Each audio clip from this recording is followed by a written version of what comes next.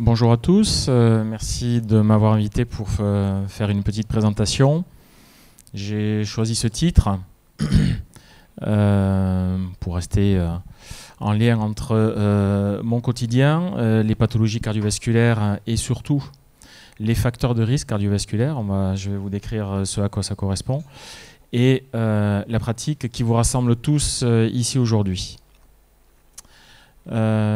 J'ai décomposé la présentation en 3 chapitres et je vais essayer de rester dans les temps impartis 30 minutes. De toute façon, je vais rester dans les 30 minutes, on fera plus court si nécessaire. En partant de l'adage qui consiste à dire que nous avons l'âge de nos artères et comment il est possible de gagner 10 ans, parce que c'est possible. Deuxième paragraphe nous attachera à savoir quel est l'impact de l'activité physique et quelles sont les différentes pratiques d'activité physique. Et le troisième, les arts martiaux bénéfiques ou à risque. Et je finirai effectivement par une petite diapo un petit peu provocatrice. Nous avons l'âge de nos artères. Il faut considérer, là vous avez une coupe d'une artère, il faut considérer que nos artères sont lisses, fines, souples, grosso modo jusqu'à notre première communion, la fin de l'adolescence. Et très rapidement, nos artères vont s'abîmer avec le temps, c'est-à-dire que sans que nous n'ayons conscience, l'artère va se rigidifier, s'épaissir, accumuler du cholestérol, entre autres, avec cellules inflammatoires et autres, mais on va en reparler, jusqu'au jour où l'artère va se boucher. Lorsqu'elle va se boucher, c'est là que l'accident cardiovasculaire survient. Je ne vous cache pas que pour 80% des patients qu'on reçoit dans les services, ils tombent des nues, ils ne l'ont pas vu venir, ils ne l'ont pas senti, mais non, pourquoi moi et pourquoi maintenant? Pourtant, il y a 10 minutes, il n'y avait rien. On va voir quels sont quand même les terrains qui prédisposent à. Et donc, les pathologies cardiovasculaires, soit l'artère se bouche au niveau du cerveau, ça fait un accident cérébral. Soit ça se bouche au niveau du cœur, ça fait de l'anginopoitrine ou l'infarctus. Soit au niveau des jambes, ça fait de l'artérite. Pour nous, cardiologues, toutes ces maladies qui peuvent vous paraître très différentes, c'est le même mécanisme, c'est le même processus, c'est le même traitement, c'est la même prise en charge. Ce qui soulage notre effort de mémoire. Bien entendu, ce mécanisme-là est le mécanisme de vieillissement de la paroi de nos artères. D'accord. Nous sommes polarisés sur le cholestérol parce que en fin de circuit, vous allez voir que c'est le cholestérol qui se met à l'intérieur de la paroi des artères. Mais ce vieillissement de la paroi des artères va être d'autant plus rapide et va s'installer d'autant plus tôt qu'il y a des facteurs de risque. Cette liste, elle n'est pas à connaître par cœur, mais chacun doit arriver à se situer. Les 8 facteurs de risque cardiovasculaires majeurs sont ici: cholestérol, tabac, stress, surpoids, écart alimentaire, hypertension artérielle, sédentarité et diabète. Ces 8 facteurs de risque cardiovasculaires, c'est 90% des pathologies cardiovasculaires. D'accord. Donc on peut s'imaginer que si on va lutter, si on va infléchir la courbe et l'évolution de ces facteurs de risque, on va considérablement ralentir la vitesse d'évolution de nos artères. Et ce processus-là, on l'a chiffré, on le ralentit de 80%. 100%, ce n'est pas possible, puisque forcément l'artère continuera de vieillir. Mais simplement en étant vigilant sur nos facteurs de risque, on ralentit ce vieillissement de 80%. Je vais vous expliquer, essayer de faire vite en 2 minutes, vous expliquer pourquoi nous sommes polarisés sur le cholestérol et comment nos artères vieillissent. Tout commence sur la circulation sanguine, avec le sang oxygéné qui arrive des poumons, qui va circuler dans les artères, distribuer les muscles et le cerveau pour aller les nourrir. Et au niveau intestin, on va récupérer les protéines, éliminer des déchets, éliminer d'autres déchets au niveau des reins et du foie, et ainsi de suite. Donc la circulation sanguine, c'est un processus que vous connaissez qui transporte, d'accord? Sauf que pour transporter, il va bien falloir qu'à certains endroits, je puisse capter et à d'autres endroits, je puisse éliminer. Donc vous avez ici un gros plan de notre circulation sanguine et sur lequel vous voyez ces globules rouges et toute la circulation passer dans les vaisseaux et autour, immobiles forcément, les cellules qui ont besoin d'être alimentées et nourries. Donc, si à certains endroits, j'ai besoin de tout ce capital oxygène, protéines, sels minéraux et autres, et dans l'autre sens d'éliminer, je vais avoir des échanges qui vont se faire, et ces échanges vont se faire à travers la paroi de nos artères. Et l'élément important à retenir, c'est que nos artères ne sont pas que des tuyaux, ce sont avant tout des filtres. Parce que c'est la paroi de l'artère qui va filtrer, qui va décider ce qui doit passer ou pas à travers. Et donc c'est la paroi de l'artère, vous voyez qu'elle est formée de plusieurs couches successives les unes sur les autres. C'est cette paroi de l'artère qui, lorsque elle va agir comme un filtre, lorsque le filtre a des trous petits, ne va laisser que les bonnes particules, protéines, oxygène, sucre, lipides, sels minéraux, voilà. Mais lorsque le filtre, avec le temps et sous l'effet des facteurs de risque, va s'abîmer, les pores vont s'élargir et notre paroi artérielle va laisser passer des déchets, et en l'occurrence des cellules inflammatoires et des particules de cholestérol. Et c'est à partir de là qu'on va fabriquer des plaques de cholestérol. Lorsque notre artère n'a pas été agressée par les facteurs de risque, la paroi reste étanche, fine.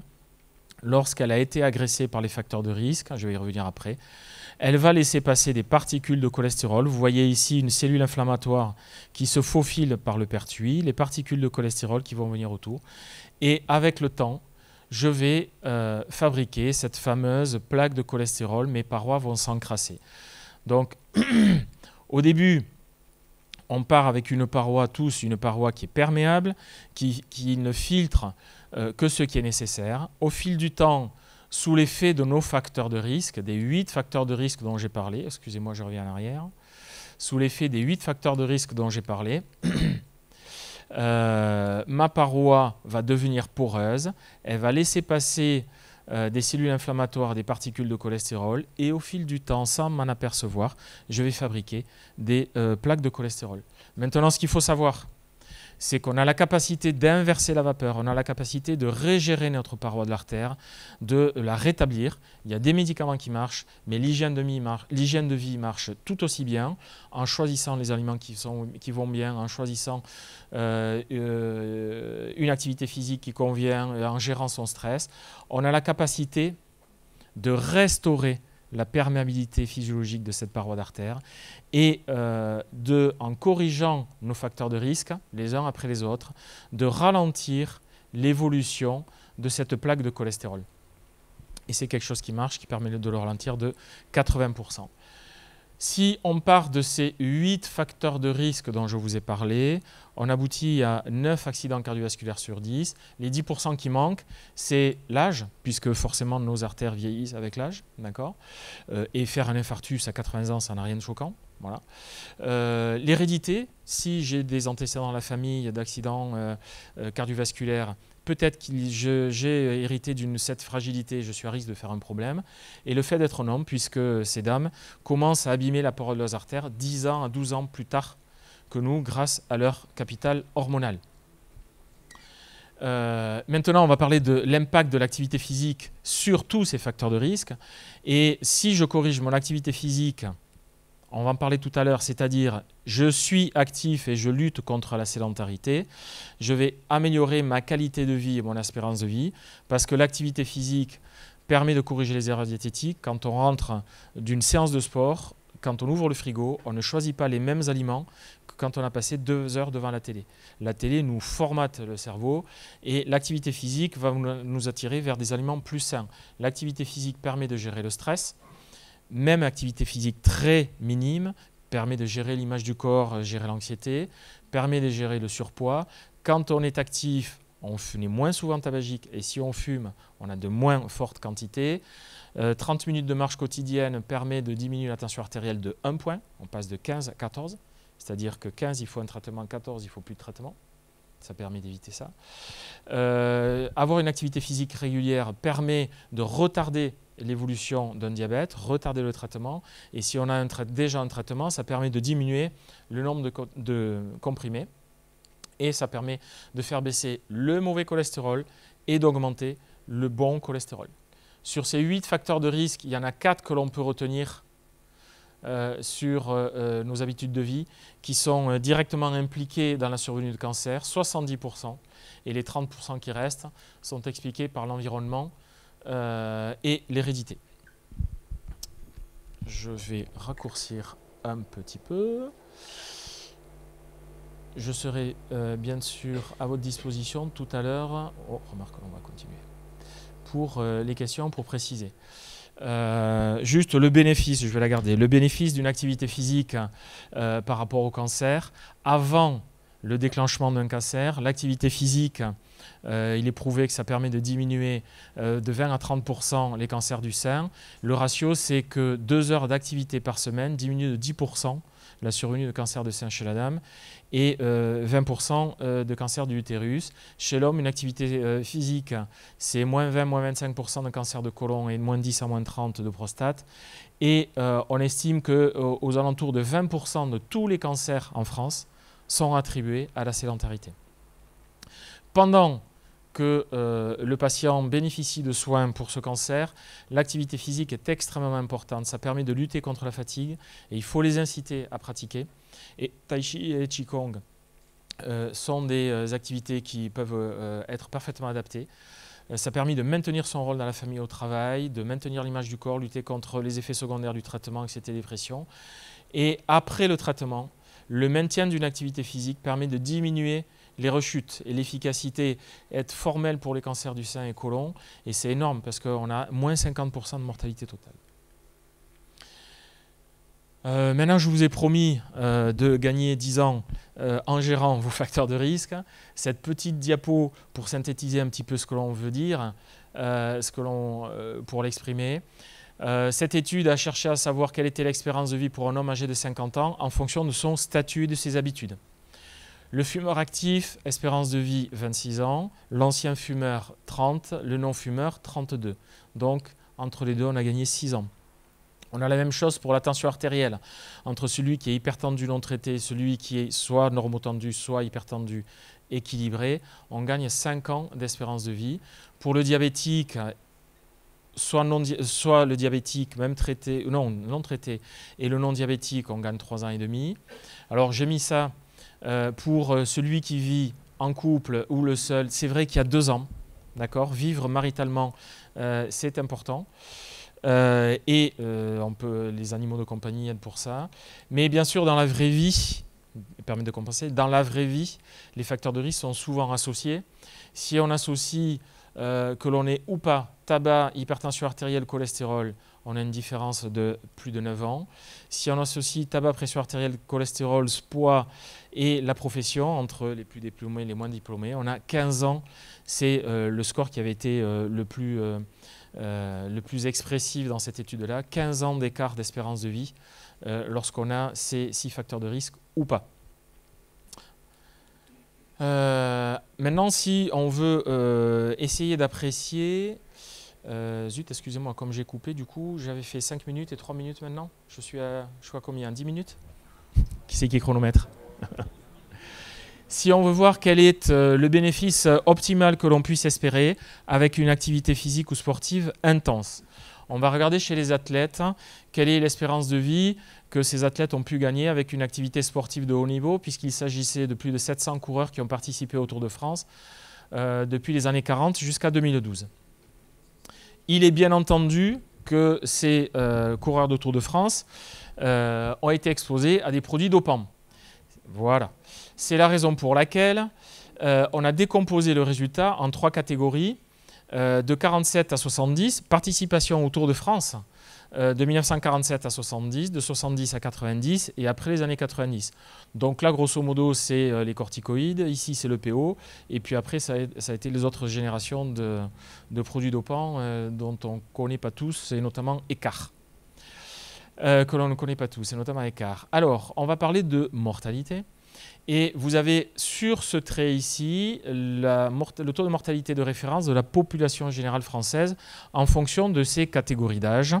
Et pour nos cyclistes champions, on voit que ceux qui ont participé au Tour de France avant 70, ils ont eu moins 44% de mortalité. Ceux qui ont participé entre 70 et 90, moins 46%. Et ceux qui ont participé après 90, moins 38%. Donc là, quels que soient les produits dopants, la pratique d'une activité sportive intense de l'adolescence, puisqu'ils ont forcément commencé très tôt, jusqu'à adultes jeunes, a eu un impact très important. Et sur ce deuxième graphique, on voit que cet impact favorable se maintient tout au long de la vie du sportif, puisque jusqu'après 85 ans, ces sportifs-là ont un taux de mortalité qui reste plus faible que la population générale. Et on estime, dans cette étude-là, alors tous les cancers ont été diminués de l'ordre de moins 30 à moins 50%, les maladies psychiatriques aussi moins 55%, et même moins 70% pour les cancers pulmonaires digestifs et moins 33% pour les pathologies cardiovasculaires. Et on a estimé dans cette étude que l'espérance de vie était rallongée de 6 ans. Donc, le médecin-chercheur français qui a sorti cette étude a été époustouflé de ses résultats et s'est dit « mais c'est pas possible, il doit y avoir une erreur ». Donc, elle a refait une deuxième étude avec tous les médaillés olympiques qui ont participé, 2000 Français qui ont participé aux Jeux olympiques été-hiver entre 1948 et 2010. Mais le résultat, c'est le même. Moins 50% de mortalité, moins 45% pour les cancers et les pathologies cardiovasculaires. Ah, excusez-moi, il manque le chiffre. Et là, l'espérance de vie était augmentée de 8 ans, même s'il y avait eu des produits dopants. Mais au-delà de l'espérance de vie, on va parler maintenant de la qualité de vie. J'ai retenu cette étude, 500 coureurs versus 400 témoins qui n'étaient pas coureurs. J'ai retenu celle-là parce qu'il y avait un long suivi de 21 ans. Et sur cette étude, âge moyen d'inclusion 58 ans, activité physique 5 heures par semaine ou plus, on a évalué avec une échelle de score quelle était la qualité de vie. Alors la qualité de vie, excusez-moi, la qualité de vie, plus on va se retrouver ici avec un score élevé, plus il y a une mauvaise qualité de vie. Attention, la mauvaise qualité de vie, c'est juste avoir une épaule qui fait mal. On ne parle pas d'amputation ou de pathologie grave. Ce sont des sportifs qui pratiquaient. Donc, c'est avoir mal à un genou lorsqu'on dépasse 3 étages, être essoufflé lorsque je porte plus de 10 kg, et ainsi de suite. Donc, cette échelle de qualité de vie permet de détecter des débuts de gènes, même tout à fait débutants. Les témoins qui n'étaient pas coureurs sont sur cette courbe-là. Les coureurs, on les a sur la courbe qui est ici. Et si on veut prendre un repère, par exemple, ce repère de niveau de handicap était obtenu chez les témoins en 1991. Ils partaient grosso modo avec le même score au départ. Et alors que les coureurs n'ont obtenu ce niveau de handicap ou de gène simplement qu'en 2003. Donc ils ont gagné 13 ans de qualité de vie. Donc une activité physique sportive régulière permet de gagner au moins 6 ans pour les sportifs de haut niveau d'espérance de vie et pour simplement courir sans forcément faire des compétitions, 13 ans d'espérance de vie. Pour ce qui vous concerne, dans les disciplines que vous pratiquez, j'ai pris les 2 tableaux qui sont référencés dans le médico-sport santé avec la pratique des arts martiaux chinois externes, Kung Fu, j'ai appris, qui obtiennent des scores absolument excellents pour tout ce qui est coordination, endurance, équilibre statique, apprentissage, concentration, mémoire. Mais même Tai Chi et Qigong permettent d'obtenir des scores parfaitement homogènes. Et surtout, dans ces disciplines-là, on en parlera peut-être avec Nicolas tout à l'heure, il y a une pratique qui peut effectivement se faire n'importe où, sans matériel et pour toute catégorie d'âge. Et ça, c'est excellent et c'est à encourager. Je vous présente cette publication sur, cette fois-ci, la pratique de votre les arts martiaux chinois en rééducation. Et cette patiente qui a 25 ans était déjà pratiquante. Elle a été opérée de cette scoliose qui est absolument effroyable. Vous avez la radio après son opération. 17 mois après cette opération-là, vous l'avez ici au cours de ses entraînements et 17 mois après, médaille d'argent au championnat du monde de Wushu. C'est une de vos disciplines, Wushu, voilà. Donc, ce type de pratique permet d'entretenir et permet de mieux surmonter, c'est un parfait exemple qui permet de mieux surmonter une rééducation même après une chirurgie lourde. Et là, c'était une scoliose qui n'avait pas été prise en charge suffisamment tôt, c'est évident. Mais dans nos régions, c'est plutôt un accident de scooter pour les jeunes, ce type d'accident-là.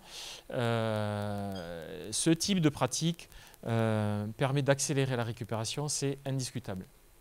Maintenant, on a parlé d'activité physique, de sport, tai chi, et on va définir, cette diapo est très importante, les nouveaux repères de l'activité physique. Et il faut que vous reteniez qu'il y a 4 catégories. 4 catégories. En bas de la pyramide, il faut lutter contre la sédentarité. Juste au-dessus, avoir une activité physique. Au-dessus encore, l'entretien, et je vais vous décrire ce que j'ai inclus dans cette catégorie-là. Et tout à fait en haut, le sport. Premièrement, la définition de la sédentarité. La sédentarité, c'est le temps cumulé pendant la période d'éveil en position assise ou allongée. C'est-à-dire à partir du moment où le réveil sonne le matin jusqu'à ce que vous alliez au lit, tout le temps que vous avez passé assis ou allongé. Et ce temps-là, on ne soupçonne pas le temps cumulé que l'on passe dans une journée. Une journée type, 10 minutes pour le petit déjeuner, 30 minutes dans les bouchons en voiture, 30 minutes à lire, 1 heure devant l'ordinateur, 30 minutes à table à midi, 15 minutes pour se relaxer après le repas, 2 heures assis au bureau, 10 minutes discuter avec un copain, 10 minutes au téléphone, 30 minutes devant la télé le soir, 1 heure encore derrière. On a ces scores-là, la France est ici, 7h24 en position assise sur une journée normale. 7h24 on est assis. D'accord ? Les Américains sont à 8h20. Les pays scandinaves un petit peu moins, la Hollande aussi. Voilà. Cette sédentarité, qu'est-ce que j'ai comme diapo derrière ? Ouais.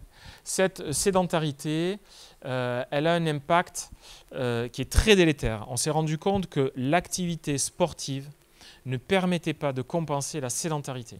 Rester une journée assis en position assise, 8 heures au travail, et le soir aller faire demi-heure de vélo ou de footing ou une séance d'entraînement pour ce qui vous concerne, ça ne permet pas de compenser l'effet négatif. D'accord ? Il y a des effets sur le métabolisme du sucre, du cholestérol, sur nos fibres musculaires, sur les articulations, qui font que l'immobilisme ne sera pas compensé par les 30 minutes de vélo derrière. D'accord ? Donc les consignes, c'est de rester assis moins de 7 heures par jour, d'où l'intérêt des bureaux debout, mais surtout de fractionner. Et de fractionner, on conseille, on est en train de sortir des études pour savoir sur quelles recommandations tout le monde va obtenir un consensus. Actuellement, on est sur 1 à 2 minutes toutes les heures. Et il existe des applications dans nos téléphones portables dont on ne peut plus se passer, qui permettent de sonner. Pourquoi ? Parce qu'on ne se rend pas compte que le temps passe vite. Quand on est devant un ordinateur pour préparer un diaporama comme celui-là, ou préparer une réunion ou autre, ou au travail, on ne se rend pas compte que les heures défilent. Et d'avoir un petit gong, c'est utile. Ce gong, on a fait ce qu'on veut. Il y en a qui méditent, qui font de la cohérence cardiaque. Pour lutter contre la sédentarité, il suffit de se lever, d'aller ranger un classeur, d'aller aux toilettes, d'aller prendre un café, d'aller discuter avec un collègue à notre bureau, voilà, de faire un tour, 1 minute. Donc à la maison, nous les hommes, on fait tous les travaux domestiques sans rester en position assise. Bien entendu, aller à la salle de sport pour prendre l'escalator ou l'ascenseur, c'est aberrant. À l'extérieur, on gare la voiture plus loin, on va marcher. Tous ces petits efforts de déplacement, de bricolage, de tâches domestiques, ça fait partie de la lutte contre la sédentarité. D'accord ? Et lorsqu'on est trop immobile au travail devant la télé, faire ce type d'exercice-là, se lever un petit peu, étirer les muscles, faire bouger les articulations, 1 à 2 minutes, et après on repart. OK pour la sédentarité ? L'activité physique, l'exercice physique, celui-là doit provoquer une accélération de la respiration, doit provoquer un dégagement de chaleur, doit être un petit peu plus soutenu. Cette activité physique, les recommandations actuelles nous conseillent d'arriver au moins à 2h30 par semaine. D'accord. Et ce sera pour ce qui nous concerne ici au Pays Basque, de la randonnée montagne, de la marche aquatique, du vélo, de l'aviron, aller aux champignons. Et la danse de salon est une des meilleures activités physiques. On est effectivement dans cette catégorie d'efforts prolongés, de sensations d'essoufflement, on mouille la chemise. Et il y a en plus ce lien social qui permet de gérer le stress, l'anxiété, de créer du lien. Au-dessus de l'exercice physique, il y a l'entretien. L'entretien, c'est quoi? C'est gérer, entretenir le tonus musculaire, la gestion de l'équilibre, la souplesse des articulations. Et on conseille 1 à 2 séances par semaine avant 50 ans, 2 à 3 séances après 50 ans. Donc là, je ne vais pas vous décrire quelles sont les spécialités de ces photos. Jusque-là, ça va à peu près, mais celui-là, il m'a un petit peu choqué. Voilà, là, moi, si je me mets comme ça, j'y reste. Je ne bouge plus. Ça correspond à quelle discipline? Dans le Qigong, il y a une figure du Dao Yin Yang Shen Gong, mais qui se fait sans poser le coude au sol. En principe, mais il n'y a que le maître qui sait le faire. Cet échelon de notre pyramide sur l'entretien est fondamental et c'est souvent oublié. On a souvent les deux extrêmes. On a celui qui va venir me dire « je fais 2 footings par semaine, c'est bon, laissez-moi tranquille, je suis dans les clous ». Non. S'il n'y a pas des étirements, s'il n'y a pas des assouplissements, s'il y a 2 fois 3 heures par jour, le matin et l'après-midi, sans bouger de l'ordinateur, on n'est pas dans les clous. D'accord. À l'autre extrême, on va avoir la patiente qui va nous dire je vais au yoga 3 fois par semaine ou je fais du Qigong. C'est très bien, je suis ici, mais à la limite, je préfère qu'il n'y ait que 2 séances au lieu de 3. Et la 3e semaine, vous allez marcher avec les copines, vous allez faire du vélo. D'accord. Pour panacher tous les objectifs. Tout à fait en haut, il y a l'activité sportive. Alors, le sport est optionnel. Pourquoi? Parce que ça nécessite un entraînement, une technique, du matériel, un environnement particulier. Donc là, ici, on a les sports qu'on peut vous proposer aussi au Pays Basque. Pour ce qui vous concerne, vous serez plutôt là-dessus. Donc, bien entendu, c'est de l'activité sportive, mais après avoir lu quand même et regardé ce que vous faites, en fait, votre activité-là, elle regroupe les 3 derniers paliers de la pyramide. C'est excellent. C'est excellent. Donc, Tai Chi, Qigong, on est au moins là. Et les autres activités, on est sur ces trois paliers. Quel est le bénéfice que l'on peut espérer de ces 4 pratiques différentes? Lutter contre la sédentarité, c'est moins 24 à moins 49% de mortalité totale. Le bénéfice, il est énorme. Simplement avoir le réflexe de se lever. C'est tout. C'est énorme. Et vous pouvez l'augmenter encore plus, le potentialiser si vous rajoutez l'activité physique dont on a parlé avec essoufflement, dégagement de chaleur et endurance. L'entretien, la souplesse, bien entendu, on va jouer sur la qualité de vie. Et le sport optionnel, là, on vise pas la médaille, mais l'augmentation de l'espérance de vie.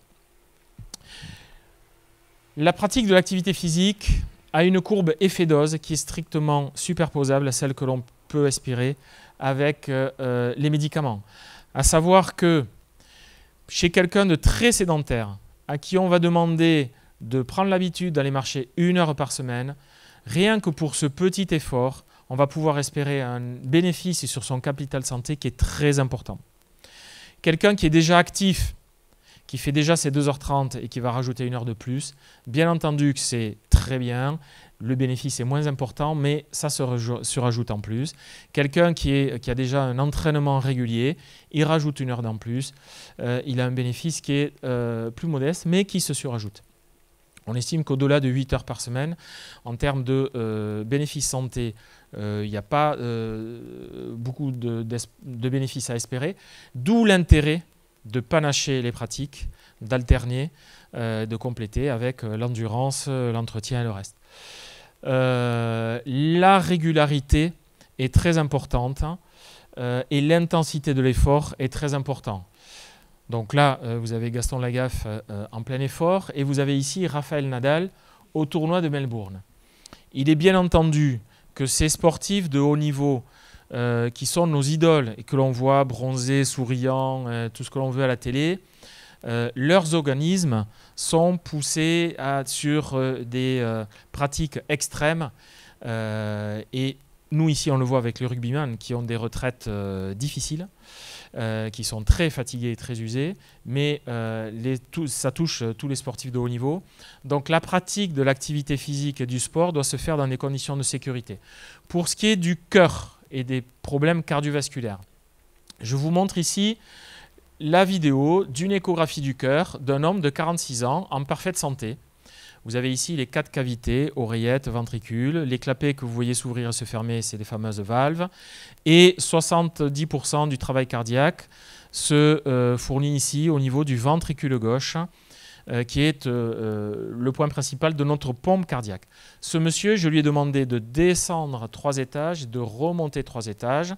Il s'est immédiatement rallongé et on a refait la même échographie, c'est le même.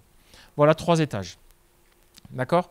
Donc, quand un cardiologue vous paraît un peu craintif, un peu frilé sur les activités intenses, sur les trails, les ultra-trails, sur les marathons, c'est parce qu'on sait que le cœur va être soumis à des contraintes qui sont très importantes. Donc, il faut derrière qu'il y ait un minimum de sécurité, un minimum de bilan, d'où la nouvelle réglementation sur le certificat d'absence de contre-indication à la pratique sportive. C'est pour éviter les accidents sur les activités intenses. Les règles de pratique d'activité physique en toute sécurité doivent se jouer en premier sur la sensation d'essoufflement. Il n'est pas besoin d'acheter un cardiofréquencemètre, il n'est pas besoin d'avoir des accessoires supplémentaires, on en a suffisamment. Si vous faites attention à votre niveau d'essoufflement, vous allez surveiller la jauge de votre carburant, c'est notre oxygène. Forcément, si on a besoin de trop d'oxygène, c'est que notre organisme est en zone rouge. Cette dame qui trottine, qui fait un petit footing, vous la voyez, elle est en aisance respiratoire. Si je lui pose une question, elle va me répondre avec des phrases courtes. Les épaules sont détendues, les coudes ne sont pas crispés, le visage détendu, ça pose aucun problème. Lui, carton rouge. Voilà. Une activité physique, sportive, intense pour se mettre dans cet état-là, ça n'a aucun intérêt. En termes de capital santé, ça ne peut être que délétère. D'accord ? Donc, le terme consacré, c'est être en aisance respiratoire. Phrase courte, on est à plusieurs, on parle ensemble, c'est convivial et c'est comme ça que ça doit se pratiquer. Les 10 règles d'or de la pratique de l'activité physique, sportive, l'échauffement, la récupération à respecter. Et là, j'ai mis 5 à 10 minutes, mais en fait, on se rend compte dans la pratique qu'il y a des gens qui ont besoin de 20 minutes d'échauffement. On a fait une randonnée en famille, on est tous partis, et puis moi, au bout de 200 mètres, pouf, les jambes coupées, plus rien, je ne peux plus avancer. Il me faut 2 minutes, je récupère, et après, on ne m'arrête plus. Et bien, cette personne-là a besoin d'un temps d'échauffement plus long, il faut le respecter, il faut le savoir, il n'y a pas de problème ni cardiaque ni respiratoire, il faut juste, elle récupère, et après, elle repart. Boire, là on dit 3 gorgées toutes les 30 minutes, mais avec la chaleur qu'il fait actuellement, c'est plus, mais en tout cas régulièrement. Éviter les températures extrêmes.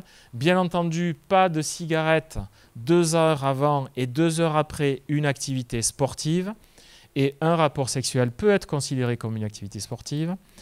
Éviter 8 jours après une fièvre de pratiquer du sport. Et bien entendu, pas de produits dopants.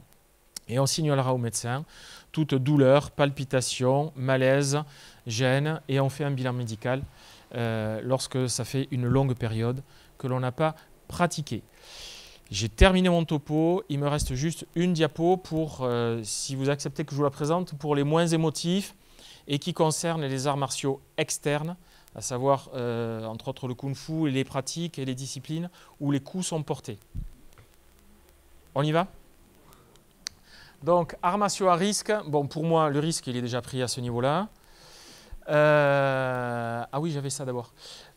Juste pour relativiser sur le risque de la pratique, d'accord ? Cette étude-là a recensé pendant 1 an tous les accidents de sport sur la région de Côte d'Or. Voilà. Côte d'Or, 1,6 million d'habitants, 460 accidents de sport qui ont nécessité une hospitalisation sur 1 an. Sur ces 460 accidents de sport, il y a eu 5 accidents concernant les arts martiaux. Alors les 4 disciplines qui étaient recensées officiellement, c'était celle-là, mais on peut penser qu'il y en avait plus. Il n'y a eu que 5 accidents, 100% d'hommes et 0 séquelles. D'accord ? Et pour ce taux d'accident, on considère que c'est un sport à risque moyen donc qui ne concerne a priori que pour vous les arts martiaux externes. Maintenant, je vais parler de ça. Alors, cette photo m'a choqué et il y a une pathologie cardiaque à connaître parce qu'elle peut toucher n'importe qui pratique ce type de discipline, à savoir lorsque les coups sont portés. Le nom savant de ce dont je vais vous parler s'appelle commotio cordis. Commotio cordis, c'est le nom savant de ce qui a touché ce malheureux jeune homme qui a 17 ans. Ça, c'est la publication. Donc ça, ce sont les deux premières photos. Celui de droite commence à armer son cou et là, il porte son cou. Et il porte un coup sur le sternum. Les deux photos qui suivent, il s'écroule et il décède. Et il bénéficiera d'aucun geste de réanimation. Alors qu'il suffit d'un défibrillateur automatique implantable, vous envoyez le choc et terminé, il se réveille. Il n'y a rien d'autre à faire. Et la plupart des morts subites que vous avez pu voir à la télé, Fouet et d'autres, s'il y avait un défibrillateur, mais le patient se réveille instantanément. Il suffit de ça. D'accord ? Donc dans vos locaux, pour ceux qui ont des pratiques où les coups sont portés, veillez à ce qu'il y ait un défibrillateur. Alors le mécanisme, c'est celui-là. Ça touche bien entendu des jeunes. Lorsqu'il reçoit un coup dans le sternum, le cœur est juste derrière.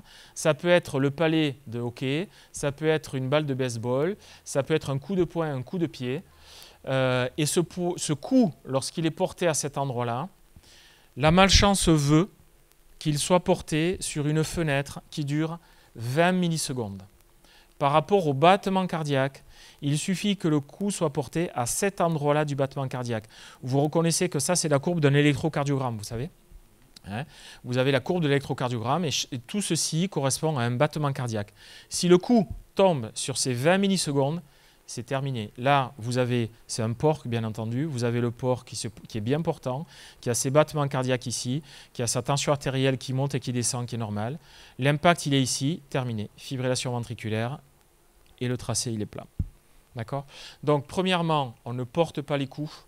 Deuxièmement, si on les porte, si on est en compétition, s'il y a de l'enjeu, on met une protection. Et troisièmement, dans les locaux, que vous ayez un défibrillateur. D'accord ? N'ayez aucune inquiétude, aucune appréhension sur l'utilisation d'un défibrillateur. Il y en a maintenant dans les galeries marchandes, il y en a dans les gares, dans les aéroports. Tout est automatique. Vous ouvrez la boîte, il y a des schémas, il y a une blonde qui vous parle, comme dans les GPS, et qui vous dit collez la palette à droite, collez la palette à gauche, et vous suivez, éloignez-vous, appuyez. C'est automatique, ça fonctionne tout seul.